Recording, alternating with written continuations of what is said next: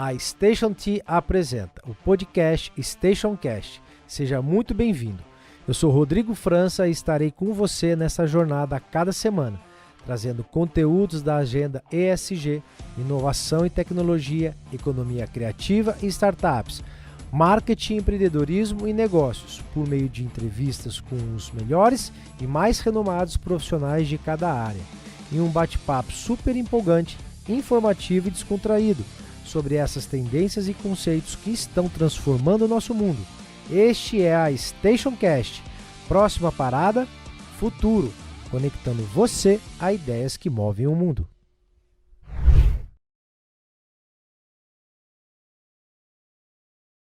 Olá, seja muito bem-vindo a mais um episódio da Stationcast. Se você é novo nesse canal, não deixe de nos seguir, de inscrever e entra aí no YouTube Station T e no Spotify Stationcast. A Stationcast ela é um projeto do Instituto IS, onde a gente tem o objetivo de ser uma plataforma fast learning, ou seja, de rápido aprendizado, para que você que nos assista possa, então, aprender com os melhores e mais capacitados profissionais da atualidade dos assuntos de cidades inteligentes, empreendedorismo, negócio, inteligência artificial, big data, segurança cibernética e todos esses assuntos que estão aí bugando a nossa cabeça e que faz com que realmente a gente precisa consumir, então, dentro desse mar de informações, realmente conhecimentos práticos e já validados, para que a gente, então, possa aí deslanchar na nossa vida, seja ela profissional, seja ela pessoal e até mesmo nas nossas empresas.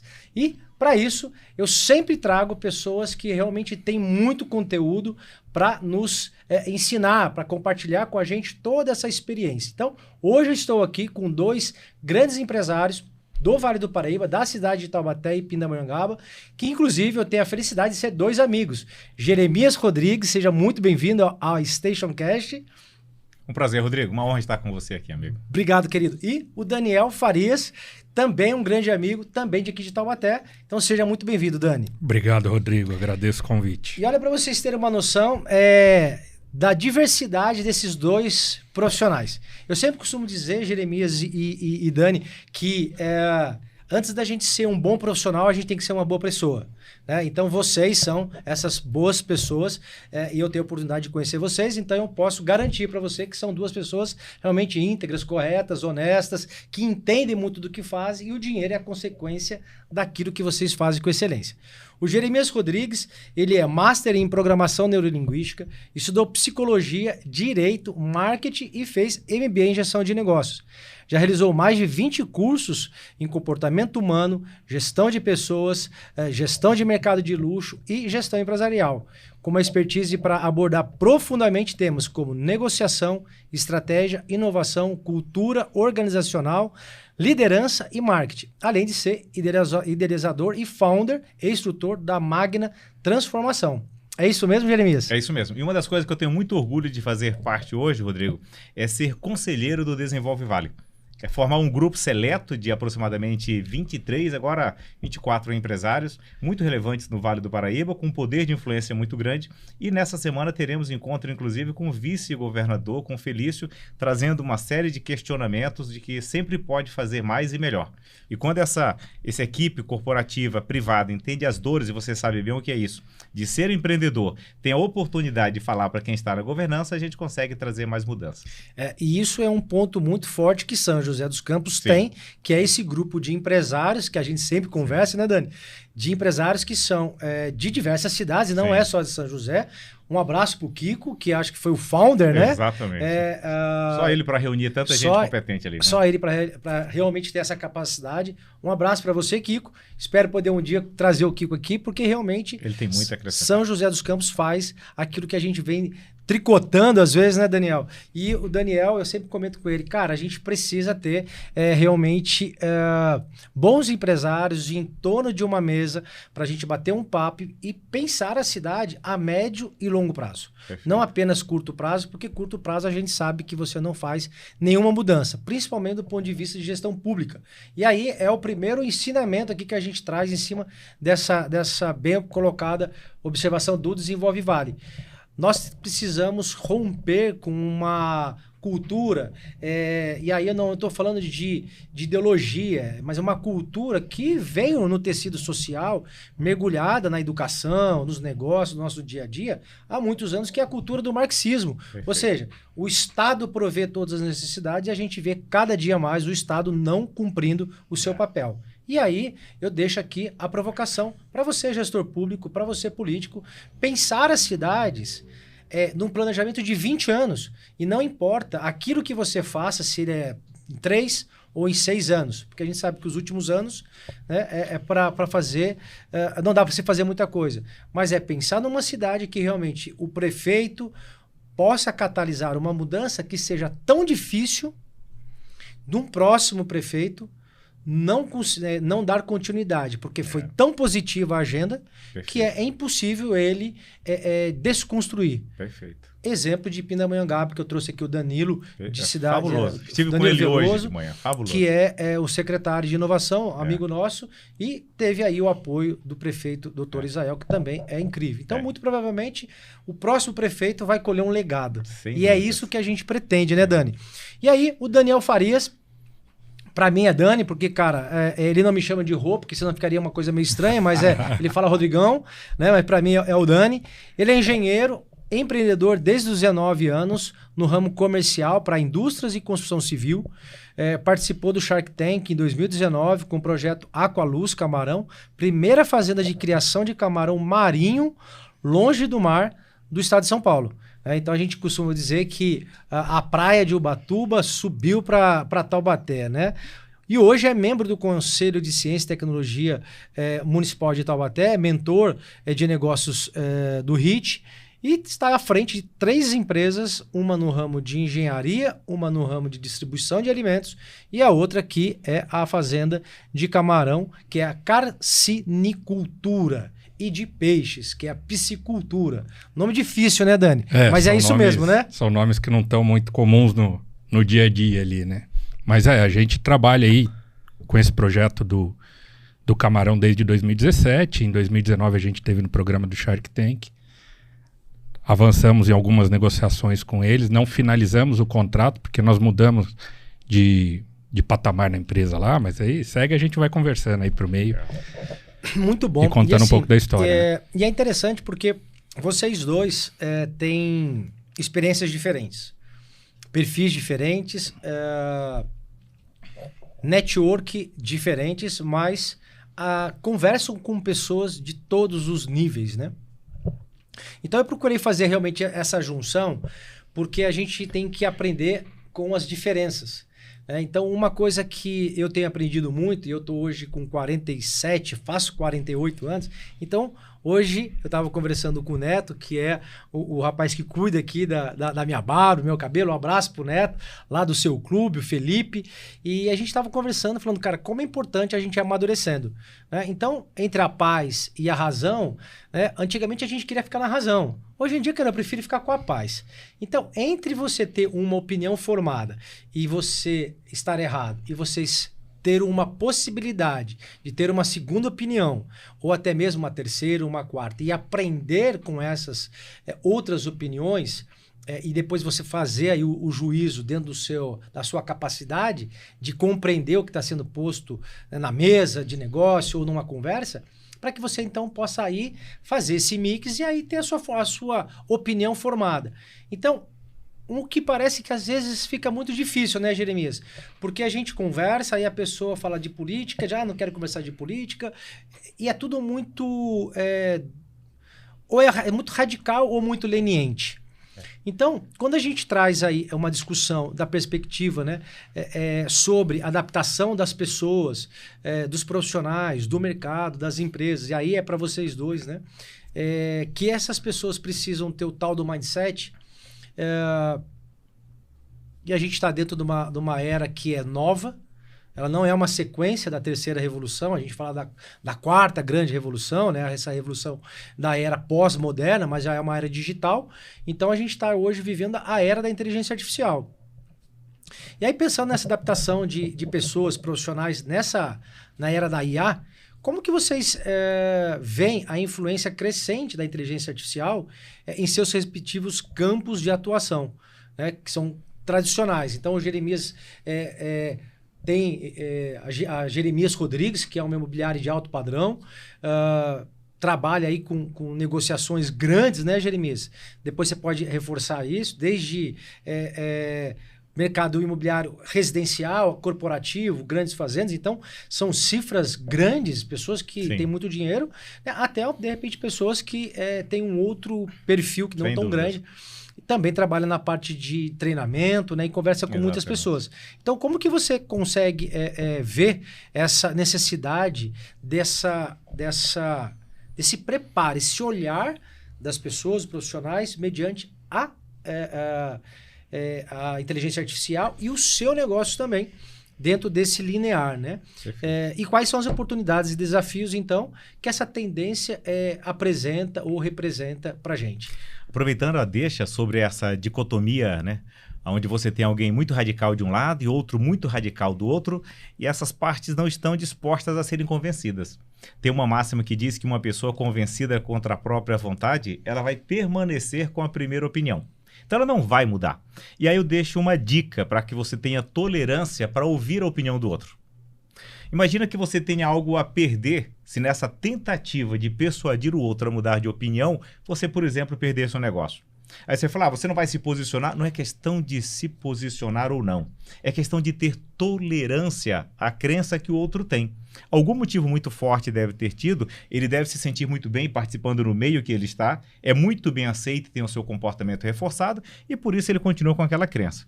Mas há exatamente uma semana, uma fazenda que eu estou anunciando em Cruzeiro, Daniel, uma fazenda de 18 milhões de reais, uma pessoa me liga, 62, lá de Goiás. E aí, conversando com ele e tudo, ele entrou um pouquinho em questões políticas. Ele puxou 2 temas delicados. Um, falando sobre o atual vice-presidente, por ser de Pindamonhangaba, e um outro falando a respeito dos BRICS. Eu não fui em frente quando eu senti um pouquinho a convicção política dele, e quando ele falou dos BRICS, por exemplo, ele disse dos 5 países que faziam parte desde o primeiro momento. E eu falei que o S de África do Sul, na verdade, entrou 10 anos depois. Ele falou, não, eu sou um estudioso disso, eu adoro política, os 5 países começaram juntos. Falei, quer saber? Minha esposa estava ao lado, falei, não adianta nada eu entrar nessa vibe, não vou entrar nessa vibe, nem passar a minha opinião política. Até porque ele ainda disse assim, a minha esposa trabalhou durante muitos anos no INCRA, e não tem como, mesmo fazendeiro, eu não ser um profundo admirador do MST. Eu falei, não vamos conversar, não vamos questionar, deixa ele na convicção dele. Mais ou menos uns 40 minutos depois, ele mandou uma mensagem, você tem razão, eu fui pesquisar e o S é realmente a África do Sul, que entrou 10 anos depois. O que eu ganharia tentando convencer no momento que ele estava convicto da decisão dele, da opinião dele? Não ganharia nada. Tava com o ego inflamado ali, né? Na hora, ele o orgulho, né? Porque o pessoal... É a dificuldade, Sim. a maturidade que a gente toma com o passar dos anos no negócio, é trabalhar nossa inteligência emocional, né? E com isso, fácil, outros é muito difícil. E com isso você aprende eu acho que assim, uma palavra seria dominar o seu orgulho. Perfeito. Você dominando o seu orgulho, você consegue colocar o ego de lado. E a gente que está mais diretamente voltado com o comércio direto, né? E negociações, a gente tem que ter isso muito mais afinado do que, às vezes, um engenheiro cartesiano. Eu falo porque eu sou engenheiro também, né? A gente tem 2 tipos de engenheiro. O engenheiro cartesiano, que é aquele calculista, que é o que ele fala e pronto, ele não mexe o pé. E o outro que é o que toca a obra, né? Aquele tem que ser o mais flexível possível. Então você tem que dominar bem o seu ego para chegar na sua inteligência emocional e controlar o seu orgulho. Sim. O conhecimento técnico, que é o hard skill, o engenheiro é imprescindível que ele tenha. Mas eu vi uma pesquisa recente que em 2021, de 80 milhões de vagas de emprego, 1/3 da qualificação estava ligada a soft skill. Soft skills. E para os engenheiros, 81%. Imagina só, você ser contratado enquanto engenheiro e 81% da qualificação está ligado à sua habilidade de relacionar-se com o outro, a sua capacidade de ser empático com o outro, não somente a tua capacidade de ser produtivo e fazer uma matriz de priorização e saber o que deve fazer primeiro, mas a tua capacidade de se relacionar. Porque por melhor e mais competente que seja esse engenheiro, e aí retomando a pergunta, a segunda parte da pergunta, por mais que ele tenha administrado e domine como ninguém, todas, e são muitas, as inteligências artificiais disponíveis para somar na execução do trabalho dele, se ele for intransigente, ele nunca vai reconhecer quando ele errar, ele nunca vai ter tolerância quando o outro falhar e terão poucas oportunidades de colaborar e crescerem mutuamente. E a empresa perde e todos perdem com isso. Todos perdem, né? Pessoal, é o seguinte, quando a gente ouve, você já deve ter ouvido falar que as pessoas são contratadas por habilidades técnicas e são demitidas porque faltou a habilidade humana. Então, você é demitido hoje por causa das hard skills e te falta a soft skill. Inclusive, eu quero aproveitar essa deixa, Rodrigo. Há pouco mais de 2 meses, nós estávamos com os conselheiros do Desenvolve Vale na Nestlé, que a gente faz algumas imersões. Uma vez na anterior, nós estávamos na Embraer, depois fomos para a Nestlé, e sempre estamos visitando algumas grandes empresas, porque é momento de aprendizado. Sim. E é claro, independente do tamanho dos conselheiros, temos 5 deles que são bilionários, 3 são multibilionários. Para essas pessoas entrarem nessas indústrias, nessas empresas, entender aquela operação, ter acesso a grandes executivos, e entender as várias frentes de uma empresa dessa, é um processo de aprendizado para eles também. Sim. E aí, foi muito curioso que enquanto estavam na Nestlé, que é uma gigante que está aqui do nosso lado em Caçapava, em determinado momento nós perguntamos qual era o grande desafio que ele tinha, porque o diretor é muito jovem, e depois de nós termos visitado toda a planta, nós vimos a quantidade de gente, engenheiro, gente altamente capacitado, quanto ele já tem de indústria 4.0, eu sou um apaixonado pela indústria 4.0, podemos falar mais sobre isso, o conselheiro, inclusive eles estão com um hub dentro a Nestlé está com um hub dentro do parque tecnológico, né? Só focado nas indústrias 4.0. E lá dentro eles vivem a indústria 4.0. Uhum. E aí quando chegamos, fomos questionar sobre isso, e eu fiz questão de perguntar qual era o grande desafio que ele tinha com aquela quantidade de jovens talentosos. E ele disse que não é o conhecimento técnico. O grande desafio dele estava nos soft skills dele, principalmente na administração da ansiedade. Que quando você vê hoje jovens tendo resultados extremamente excepcionais, em resultados dentro do universo digital, do mercado digital, quem está naquela ansiedade e não percebe que o veículo dele é outro, não tem a capacidade de perceber que precisa de um tempo para maturação, para chegar no cargo de gerência, para chegar no cargo de diretoria. Uhum. E a ansiedade muitas vezes faz ele atropelar todo o processo, faz ele não respeitar o colega que está evoluindo em várias frentes e pular etapas, hierarquia, e aí, consequentemente, ele acaba se tornando um problema para a empresa. E fura projeto, não entrega o que precisa e não entrega resultado. Ansiedade. Perde por causa de ansiedade, exatamente. Volta pelo... Sim. E por isso, cada vez mais relevante. Se tem uma dica hoje, independente se é área de engenharia ou qualquer área, mesmo nós estando numa era onde a inteligência artificial é absolutamente determinante, acabei de receber uma foto, inclusive, de um evento que está acontecendo hoje com milhares de corretores de imóveis, de todas as profissões que sofrerão aí grande impacto, e 21 delas serão quase que praticamente eliminadas em função de tantos recursos com a inteligência artificial. O que vai permitir um corretor de imóveis permanecer no mercado é a capacidade dele de ser empático, de entender de fato a necessidade do cliente e trazer as soluções para este cliente. Não é o quanto ele conhece do imóvel, que o cliente muitas vezes conhece mais do que ele, principalmente hoje, quando você grava vídeo de 30, 40 minutos, trazendo todos os detalhes do imóvel. Mas é a capacidade dele de entender exatamente o que é o cliente, o que ele realmente quer, e ao invés de ser um exímio negociador que apenas usa estratégia de negociação, entender o que é importante para ele, achar uma solução e resolver. Perfeito. Novamente, soft skills. Então, Jeremias, você estava comentando do pessoal da Nestlé, né, em relação à questão da falta de soft skill entre as gerações. E foi muito interessante esse ponto, porque realmente essa é a grande dificuldade hoje com a perspectiva de mais qualidade de vida, de mais vida. A gente tem envelhecido muito mais tardiamente. Então, hoje um profissional que sai da empresa, por exemplo, com 48, 50, 60 anos, o cara é jovem. E muitas vezes o cara está ali trabalhando e aí entrando uma geração preparadíssima, já ocupando às vezes cargo, inclusive, de liderança, e aí você ter essa afinidade, essa sinergia diferente de épocas, padrões mentais, cultura, porque cada um tem uma cultura, e como que você faz, né, para que você gerencie toda essa diferença de idade, de geração, para o mesmo propósito, e ainda tendo que criar uma equipe de alta performance, né? Então, acho que esse é o grande desafio, né? E o desafio não é somente em multinacional, é em qualquer empresa que tiver gente, independente do tamanho da empresa. Aonde tiver o fator humano, existe a possibilidade de ter alguém que emocionalmente não tenha a estrutura emocional, a estrutura de enfrentar desafios, a capacidade. Tem até uma máxima que eu gosto muito, que eu uso com muita frequência, que as adversidades fortalecem a alma da mesma forma que a atividade física fortalece o corpo. Quem já enfrentou as adversidades? Quem empreende? Quem sabe os desafios de empreender?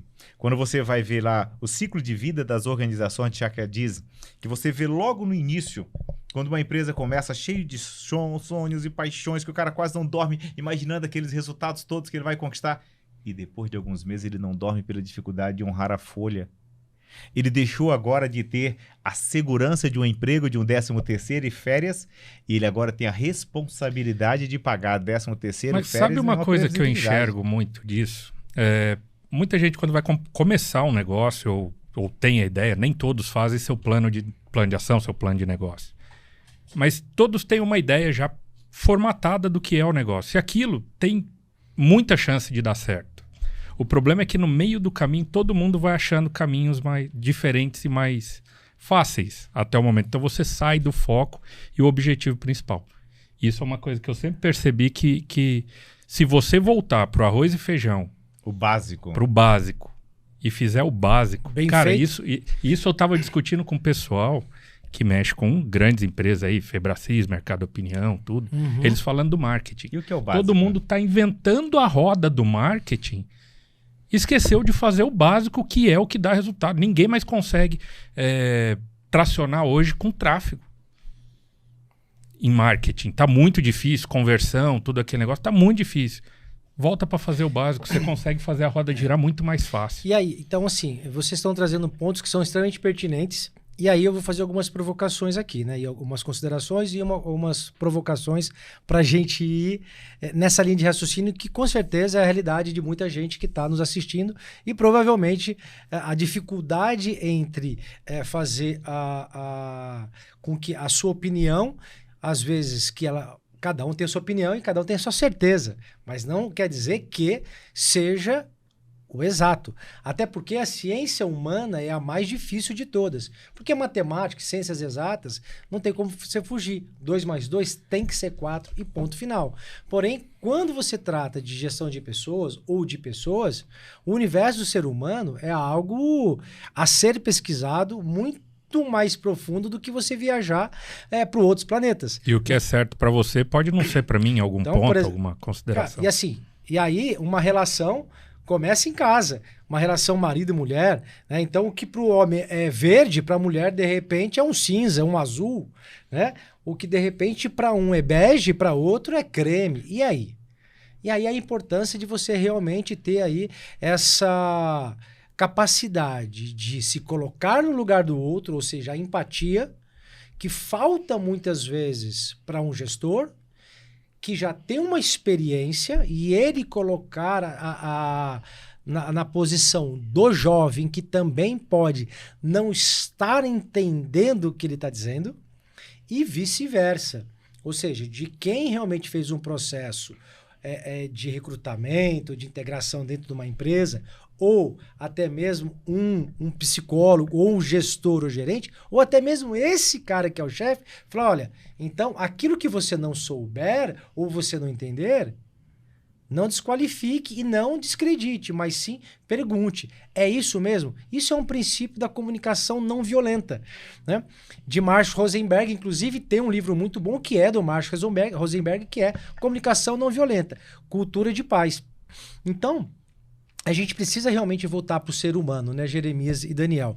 Porque eu não acredito que a inteligência artificial ela não vá destruir empregos da mesma proporção com que ela tem a possibilidade de criar outros empregos. Porque isso já foi comprovado em outras eras. Né? Então, eu costumo brincar que se a Associação de Carroceiros tivessem vencido a batalha da discussão pela implementação das linhas ferroviárias, nós estaríamos ainda levando a nossa mercadoria para os portos de carroça.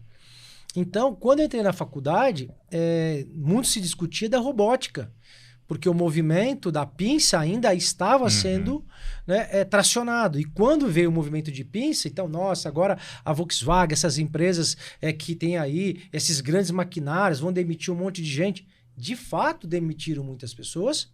Você acaba aqui reduzindo o custo, otimizando recursos tanto naturais quanto recursos escassos, energia e outras coisas mais. Mas, por outro lado, você também gera novas oportunidades, onde você vai precisar de ter a pessoa que vai fazer a manutenção daquele robô, daquele sistema, AutoCAD e assim por diante. Então, o que eu vejo é que a gente realmente precisa fazer um exercício do ser humano de voltar a olhar para si como aquele que cria todas as coisas, né? Ou seja, para toda inteligência artificial tem um homem por trás.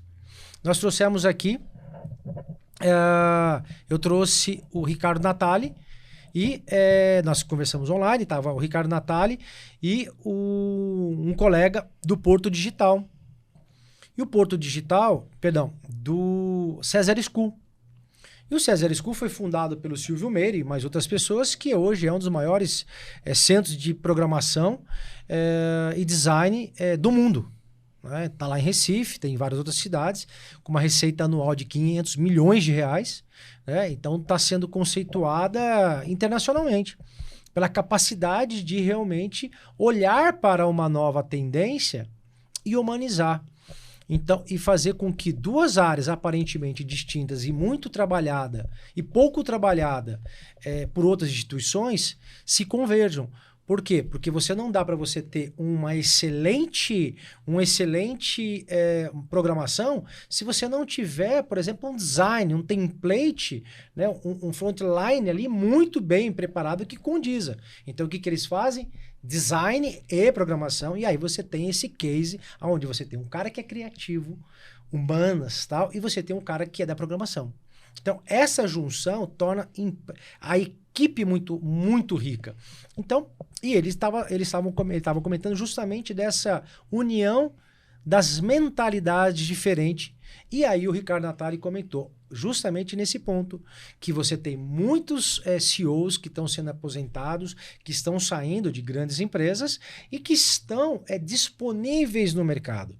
E aí, por que não absolver esses CEOs para fazer uma mentoria dentro das próprias empresas, como mentores muito mais capacitados, porque se revelou no próprio boom das startups que falta realmente a experiência, né? Não dá para você, a gente estava comentando aqui, e você que está nos acompanhando, a gente estava comentando no back-off aqui nosso, que é justamente o processo de maturidade.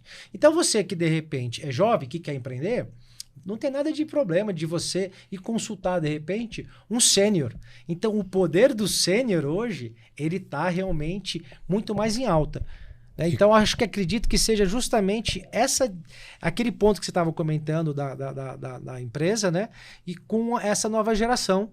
Né? E como que vocês, na empresa de vocês, no dia a dia de vocês, esses jovens que de repente acabaram de ler lá um livro Startup Enxuto, o cara, MVP, mas o cara de repente nem sabe fazer o MVP. E vira um mantra. E aí, para terminar minha linha de raciocínio e já emendar uma pergunta para vocês, dentro de uma coisa que você comentou, Jeremias, que é justamente essa capacidade que o ser humano tem de poder rebater o novo, né? Que umas pessoas não têm, mas outras possuem. E você também, né, Daniel, que trabalha com a questão de network. Quando vocês vão fazer aí, de repente, uma apresentação de negócio, e aí você colocou que realmente, poxa, o cara tem a razão dele, né? Qual é a dica que vocês conseguiriam dar para quem está nos assistindo aí, que quer realmente fazer com que ele possa mergulhar nessas novas tendências de negócios que depende muito mais de máquina, porém, ele tem medo, às vezes, dessa dependência de máquina, porque cada dia mais internet das coisas, plataforma de sites, redes sociais, você está tudo indo vendendo. mas falta às vezes o relacionamento. E aí eu pergunto, por exemplo, imagina que de repente uma empresa fosse hackeada, que foi um dos temas que nós conversamos, uma empresa fosse hackeada. O negócio duraria quanto tempo? Né? Então, a primeira provocação que eu faço aí, né? Uma empresa hackeada, como que a operação dela funcionaria? Né? Segundo, se de repente a rede de internet viesse a sucumbir da noite para o dia, como é que nós ficaríamos? Então, são perguntas que eu me faço, que eu passo para vocês para conhecer um pouco mais do negócio de vocês. E assim, e aí a pergunta que a gente sempre... A mentalidade que a gente sempre tem que ter. Porque ninguém planeja em errar.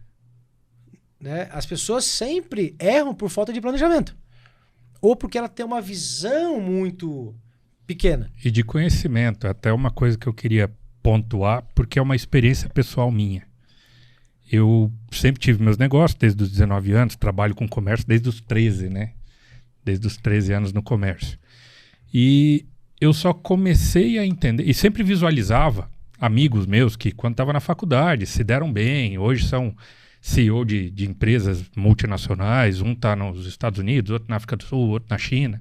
Você começa a mirar e entender essas pessoas. Aí eu estava vendo que, retroagindo, né, toda a história deles e conversando, um tinha um mentor que era um pai dele. O outro tinha um sogro que orientava e falava o que devia fazer. O outro teve algum padrinho, né, alguma coisa. E quem não tem? Que tivesse.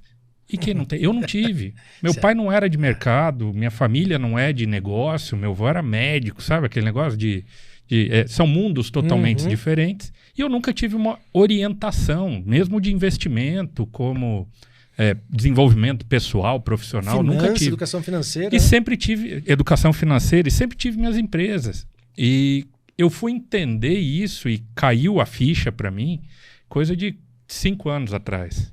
Que foi onde eu comecei a procurar mentores mesmo, pessoais, porque os mentores podem ser pagos, não precisa ser, não precisa ser algum conhecido, lógico. Pô, tem uma super admiração pelo Jeremias.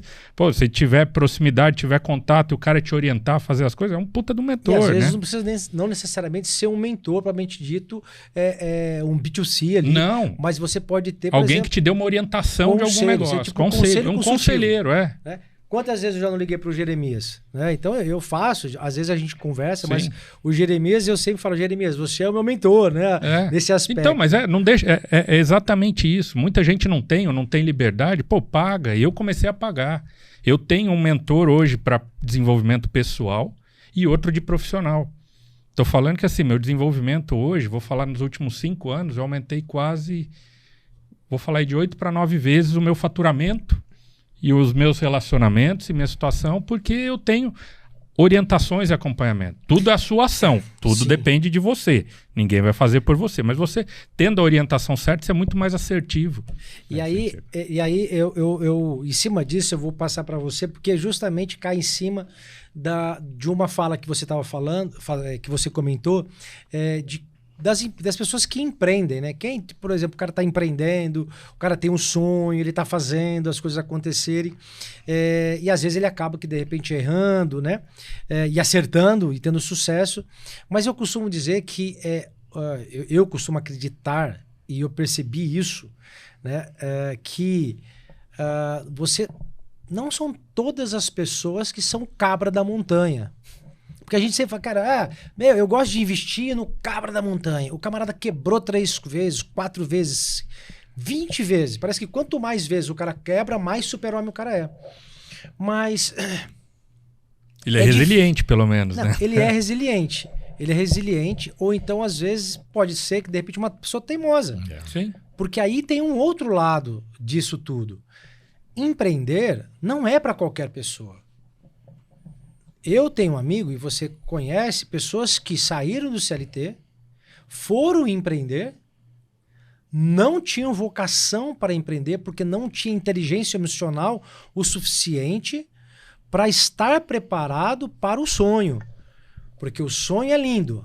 Então o papel aceita tudo, expectativa é realidade. Mas quando começou a chegar os boletos, Então o cara tava hiper alegre, mas quando faltou dinheiro, quando o planejamento não deu certo, quando perde uma casa, e aí a pessoa desmorona. E essa pessoa, muito provavelmente, se ela não tiver uma ajuda psicológica, se ela não tiver a consciência de que ela vai precisar procurar ajuda, ela não consegue sair do emocional. Ela nunca mais empreende. Porque ela tem medo e causa um trauma, né, Jeremias? E aí eu emendo numa segunda pergunta e você pode depois complementar. Quer complementar depois para entrar na segunda? Acho que é melhor. Só aproveitando a deixa do mentor. Todas as vezes que você exerce o papel do mentor, presume-se que você tenha a vivência. Sim. Porque assim como o mentor, o líder, ele necessariamente tem que ter a capacidade de ver antes, de ver mais e de ver mais longe. Mas o mentor, ele já teve a experiência de ter vivido mais, de ter a capacidade de analisar com muito mais dados em função daquilo que está acontecendo, porque ele já passou por esse processo. E aquilo que é desesperador para quem está envolvido em um determinado dilema, para um mentor não é, porque ele já passou por esse processo. Tem aproximadamente um mês que a minha esposa falou assim, olha, um amigo meu mandou te agradecer pelas dicas que você deu para ele. Eu falei, quem é seu amigo? Ela disse o nome, eu fui procurar no histórico. Eu falo com tanta gente que eu nem tinha percebido. A empresa dele estava quebrando, ele não sabia se fechava ou não uma das lojas. Eu pedi algumas informações para ele e dei 3 estratégias, 3 alternativas que ele poderia adotar diante dos números que ele me trouxe. Ele ficou super grato, ele implementou e deu certo e foi falar com ela. Eu nem lembrava, faço isso com bastante regularidade. Gravei um vídeo recentemente em abril que em 70 dias ele atingiu 70 milhões de visualizações. Que a isso? Quantidade de gente legal, me mandando mensagem é impressionante. 70 milhões? 70 milhões em 70 dias. O que eu fiz? Comecei a responder muita gente, porque eu falava exatamente sobre mudança de ambiente, mas também sobre esperança, sobre transformação e tal. E eu tenho paixão por isso. Eu diria até que se eu me realizo mais como corretor de imóveis, como mentor, como professor, eu amo ensinar. Sim. Então eu gosto, tenho prazer em fazer isso. O que eu posso dizer? Eu concordo com você, Daniel, que algumas pessoas foram mais privilegiadas por, às vezes, ter o pai como mentor.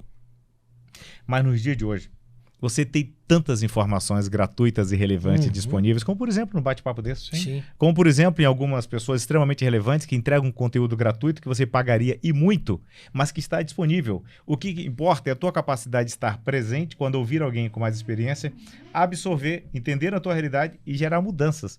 Porque por mais hábil que a pessoa seja, o Rodrigo disse muito bem daquele famoso o bode, o cabra. É o cabra da montanha. Cabra da montanha. Às vezes realmente é teimosia. Não adianta. Se você vier exatamente com a mesma estratégia, não vai mudar. E aí, só uma deixa. E eu vou usar uma analogia que você não vai mais esquecer. Quando a gente fala em estratégia, pensa comigo. Toda estratégia, quando você pensa, como é que eu vou aperfeiçoar o meu produto? Como é que eu vou aperfeiçoar os meus processos para eu me tornar mais competitivo no mercado? A estratégia basicamente é isso.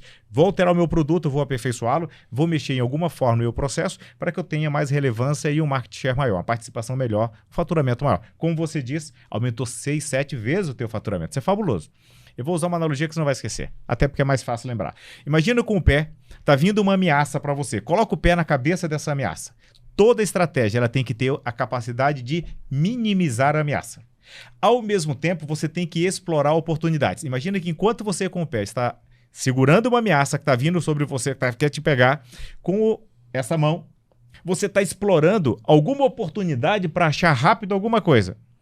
Só que durante a execução da estratégia, você tem que fortalecer as tuas fraquezas, porque se você não as fortalecer, você não vai dar conta. Imagina nesse momento, tá tomando alguma vitamina, alguma coisa,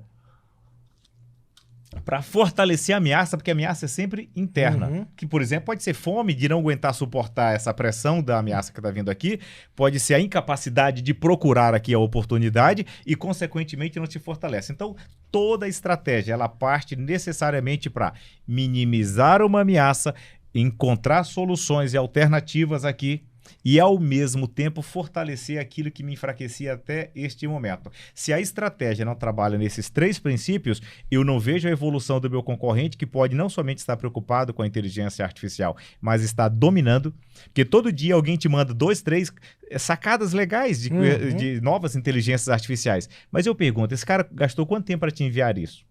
mas quanto tempo ele gastou para dominar aquela estratégia? Ele dedicou 1 hora para entender aquela estratégia e dominar e aquela estratégia, aquela inteligência fazer parte da empresa dele? Muito interessante. E aí, quando você falava, eu fiquei imaginando uma escalada. E aí, assim, eu vou complementar mais um item. Dentro dessa, eu sou muito visual. E aí, aqui é um ponto bem bacana para você que quer empreender. Ou para você, de repente, quer viver em paz com você mesmo. Existe uma coisa que, biblicamente, Salomão já falava. Assim como o homem... Na verdade, Davi falava. Assim como o homem pensa no seu coração, assim ele é. Então, se você não muda a sua mente, você não muda a sua realidade. A sua realidade, ela é a manifestação, a sua realidade é a manifestação daquilo que você pensa, daquilo que você é. E o grande problema hoje é que todo mundo quer ser o outro. Então a gente pede a autenticidade, pede a riqueza daquilo que você é ímpar. Então o grande mantra que hoje a gente tem aí algumas pílulas de conhecimento que está sendo dito tudo aqui é: busque saber quem você é, porque o autoconhecimento te liberta. E uma vez que o autoconhecimento te libertar, você não vai estar mais preocupado com a opinião do outro. E você vai ser muito mais resiliente, muito mais blindado, muito mais forte para você poder aí pensar em empreender, pensar em se expor, pensar em qualquer outro tipo de negócio que venha, que foge do teu controle, porque quando você vai para o mercado, quando você se torna empreendedor, um político ou qualquer pessoa pública, você está arriscado a qualquer externalidade. E quando você falava, eu fiquei imaginando numa escalada, porque eu já escalei muito. Então, é como se eu estivesse subindo numa montanha. Então, eu tenho um alvo, chegar no pico do Everest, no pico da pedra, do Pico dos Marins, ou qualquer pico que você colocar, que é o teu objetivo central. Então, o que eu faço? Eu conheço o território. Primeira lição, eu tenho que conhecer o território. Eu tenho que explorar realmente, já fazer, no mínimo, uma lição de casa, de saber por onde eu vou. Eu tenho que ter as ferramentas e saber quanto tempo essa jornada vai demorar, enfim. Então, faço todo esse planejamento para ir para o mato. Bacana. E aí eu coloco o meu pé, desculpa, tá, pessoal? Eu coloco o meu pé na primeira pedra, na segunda e vou subindo. Mas, de repente, eu piso numa pedra que é uma ameaça. E aí, ela dá uma mexida, automaticamente eu tenho que ou neutralizar essa ameaça, ou então eu tenho que o quê? Usar essa ameaça como um trampolim para que eu possa ter um impulso, para que aí eu possa, então, agarrar uma segurança, né? Uma oportunidade. E aí, dentro dessa oportunidade, eu já tenho que, às vezes, em rápido, num instinto, ou num reflexo, ou num rápido processo de pensamento, já fazer com que essa pedra está caindo, eu já tenho que segurar alguma coisa, a minha outra perna já tem que estar preparada para dar um impulso, para ir para um outro lugar mais seguro, e aí ali eu me estabeleço, passa aquela adrenalina, eu olho a situação, aí eu vou conseguir então refletir de todo esse cenário dentro desses princípios que você colocou. Então eu colocaria que, para mim, faz muito sentido essa questão do desafio ou das ameaças, porque tem dois tipos de pessoas. Existem dois, dentro de todos os 8 bilhões de seres humanos que existem na Terra, a gente tem padrões mentais. E se a gente não sabe o nosso padrão mental, né, Jeremias? E você fez vários cursos, inclusive com aquele americano, o Jim. Você fez com um cara top, que é um dos melhores palestrantes do mundo.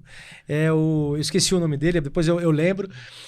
Não, o Tony Robbins está falando. Tony Robbins, tá. Isso. E aí, você tem que ter realmente a capacidade de ou de enfrentar a situação, ou então você saber da tua... Porque assim, na verdade, eu vou voltar aqui um pouquinho. O padrão mental é ou você enfrenta uma situação ou você foge. São as duas tomadas de decisões que você tem. Padrão. Então, para mim, o desafio, ele é sempre instigador. a ameaça, ela me torna muito mais atento. Então eu não tenho medo, de repente, de uma ameaça, eu não tenho medo, de repente, de um desafio. Mas, e aí eu vou encarar. Obviamente que dentro de uma racionalidade. Se de repente está vindo um mamute, eu não vou enfrentar o mamute porque eu sei da minha limitação. Então eu vou, obviamente, fugir. Mas se de repente vem aqui, sei lá, um ganso, eu não vou fugir de um ganso, né? Por mais que ele seja uma ameaça. Cara, por mais que ele seja uma ameaça. Todo pra cima. Né? Então, é mais ou menos isso. E aí, é isso? Quero te dar uma ideia rápida, porque aproveitar uma fala anterior sua antes de ouvir as excelentes contribuições que o Daniel está trazendo. Quando você falou do pessoal das carroças, 2 pontos importantes que aconteceram quase que simultaneamente. 1896, primeiro simpósio internacional de planejamento urbano para resolver um problema gravíssimo na cidade de Nova York. Nova York tinha 10 mil cavalos. Então, diariamente, você tinha toneladas de dejetos animais, você tinha nuvens de insetos e muitas vezes carcaças de animais que eram largados ali. Era um inferno morar em Nova York. E naquele primeiro simpósio, em 1896, faltando 4 anos para fechar aquele século, queriam achar uma solução. Depois de 3 dias não encontraram, mas uma semana depois os artigos começaram a repercutir e diziam: se nada for feito, dentro de alguns poucos anos, a cidade de Nova York estará submersa até o 3º pavimento de todos os apartamentos de dejeto de animais. Que isso? Loucura total. Loucura. O que eles não estavam percebendo, e essa é a primeira questão, que em paralelo, na Alemanha já existiam táxis, que eram carros, e Henry Ford já começava a desenvolver a tecnologia para que o carro fosse desenvolvido em escala. Então, primeira coisa, imagina todos aqueles que estavam investindo em charrete, aqueles que estavam fazendo oficinas para cuidar daquelas charretes, o pessoal plantando e para trazer feno para os animais. Tudo aquilo irrelevante. Aquelas pessoas tinham poucos recursos. Talvez não tivesse tanta gente competente ao lado delas para trazer soluções. Primeira coisa, deixa isso do lado. Agora, olha o que estava acontecendo no mesmo momento. Existiam homens bilionários na época que dominavam toda a indústria de transporte, que era a indústria ferroviária. Nenhum daqueles homens, por mais que tivesse ao lado dele os melhores engenheiros, nenhum deles foi capaz de entrar na indústria automobilística. Todos eles tinham infinitos mais recursos do que um mecânico, que era o Ford. Mas nenhum deles teve a visão. E daí veio um artigo chamado Miopia em Marketing. Então, de um lado você tem quem não tem recurso nenhum e se apavora porque não sabe o que fazer. De outro lado você tem aqueles que dominam toda a indústria nesse momento e não tem a visão para usar todos os recursos que já tem disponíveis hoje, inclusive gente competente. Então, se tem uma coisa que você precisa ter do teu lado, é gente que mais do que estar apenas seguindo a tua visão, é te provocar para enxergar aquilo que você não está vendo. E tem uma coisa interessante nisso, que é quando as pessoas quando o sucesso de um cinema, por exemplo, na verdade uma peça teatral, ou algo que tinha uma ópera, né? Lançamento de um filme, um artista ia fazer o pré-lançamento, os amigos falavam assim, olha, muita merda pra você, né? E aí você, cara, mas como assim muita merda? É porque ele estava desejando boa sorte, né? Então, porque naquela época as pessoas só andavam a carroça e cavalo. Então, quando tinha uma estreia de um musical, porque não tinha essas opções, então era teatro, cinema, né? Então, quando as pessoas iam para esse lugar e no dia seguinte da estreia tinha pouca merda na rua, era sinal que foi um fracasso. Tava vazio. Quando tinha muita merda, as pessoas falavam, cara, aquilo foi um sucesso, estava lotado. Então, o muita merda, né, que desejava era decorrente disso. Bem interessante. Dani, você como empreendedor participou do Shark Tank, né, e liderou aí diversos projetos inovadores como o Aqualuz Camarão. Conta pra gente o que é o programa, né, assim, o que é essa fazenda, como surgiu essa ideia e todo esse impacto que você tem. Não só o impacto que você pode causar e que você tem causado, inclusive positivamente falando, né, a contribuição em períodos que não pode pescar camarão, né, e você dá a contribuição, que eu sei, a gente já fez algumas negociações em conjunto para outros restaurantes, né, onde você, no período de proibição da pesca... Defeso, né? Oi? Defeso. Do defeso você podia, então você tinha essa produção de cativeiro e você acabava aqui fornecendo. Conta pra gente como que surgiu esse sistema tão inovador, disruptivo, que é realmente essas fazendas de camarão marinho, orgânico, né? E depois a sua experiência até o Shark Tank, para depois eu emendar aqui uma outra pergunta, para a gente dar continuidade no nosso papo, que tá uma delícia. Legal. Até falando de Shark Tank, só pontuando uma coisa que a gente estava falando agora, o Apolinário fala muito, né? De inovar é questionar o que já existe. Então, quando você está questionando, você está sempre em inovação, né? Quem tanto já foi famoso? Conta aí para o pessoal quem tanto famoso já foi lá, porque de vira e mexe tem cada helicóptero chegando lá. Esse dia chegou um helicóptero de 53 milhões de reais, né? Lá em casa já desceu Luciano Huck, tá lá direto, né? Desce o helicóptero dele lá. O Padre Fábio faz propaganda nossa lá. Carolina Dickmann, Angélica, João Adib, João Apolinário. Nossa, fugiu o nome dele. Como que é? Ele é o Lorde do Nelore. Cara, o Lorde do Nelore. Eu esqueci. Cara, eu não sou fazendeiro aí, né? Mas, cara, já chegou. Abílio Diniz já teve lá, então já teve um pessoal. Quantos metros legal. tem sua propriedade lá, Dani? Propriedade 40 mil metros, a produção 1.350. É pouca coisa, né? Eu produzo muito pouco. Mas o ambiente que você criou, né?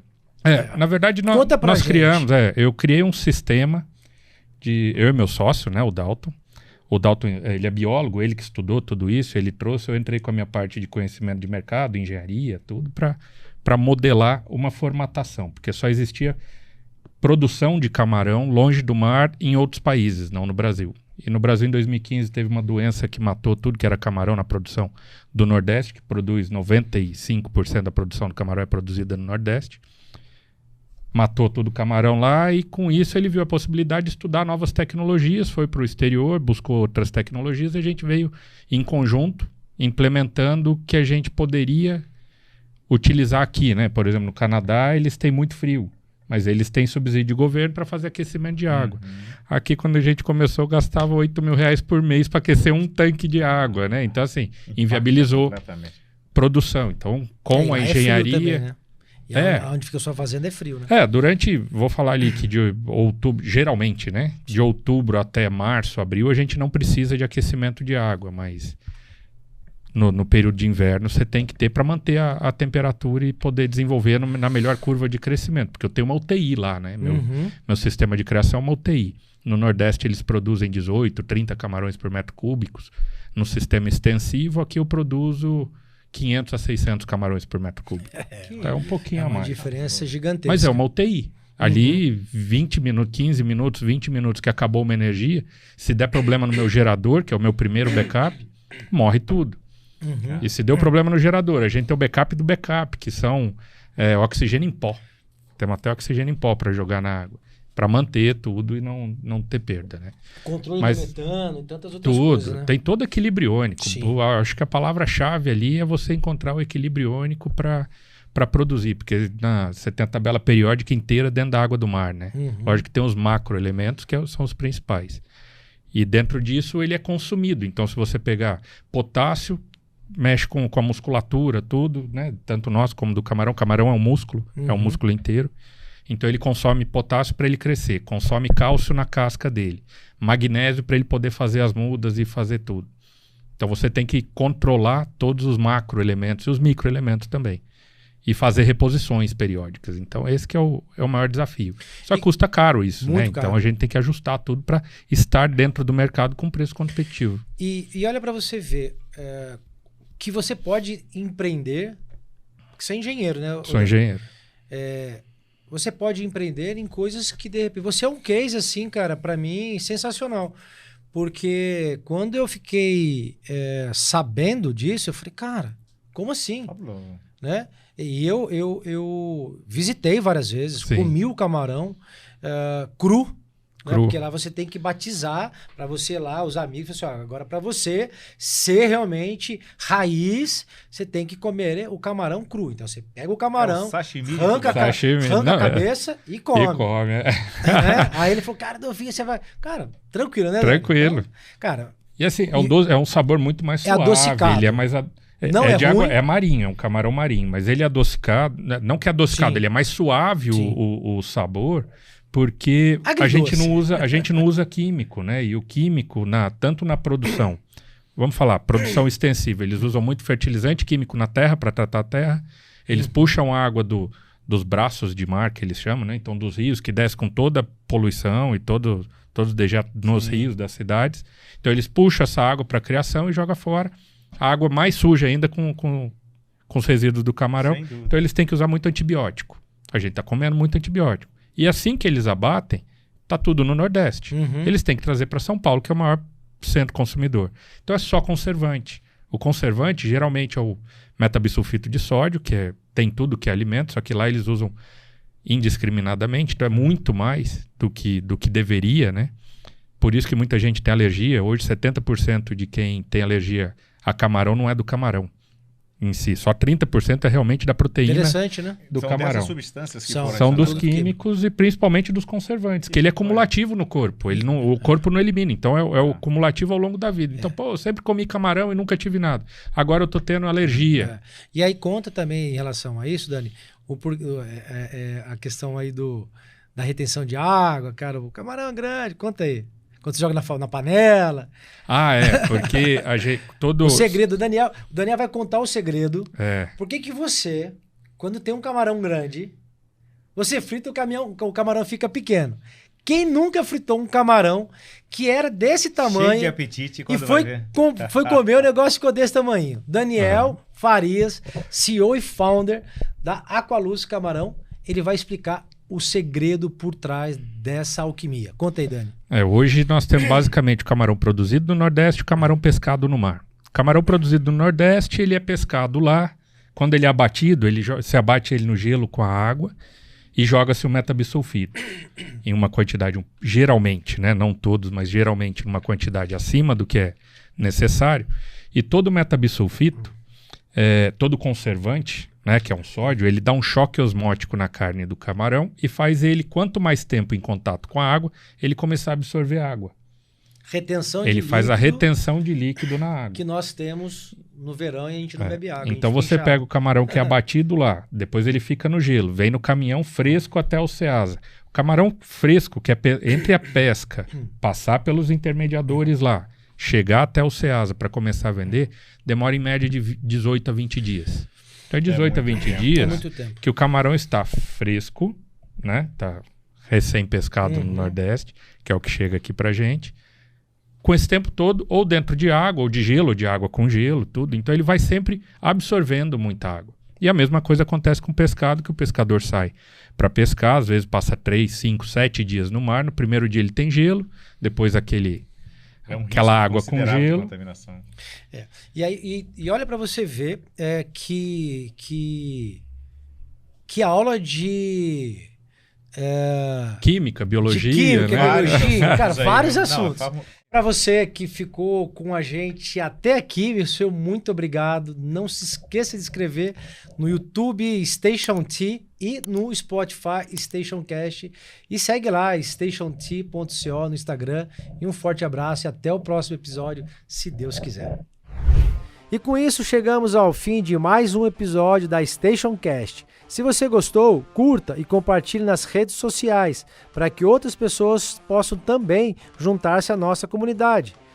E não se esqueça de nos seguir para ficar por dentro de tudo o que acontecerá nos próximos episódios e de nos enviar suas mensagens e comentários. É isso aí, pessoal. Agradecemos por nos acompanhar até aqui. Siga o nosso canal no YouTube, Station T, e no Spotify, Station Cast. Um forte abraço.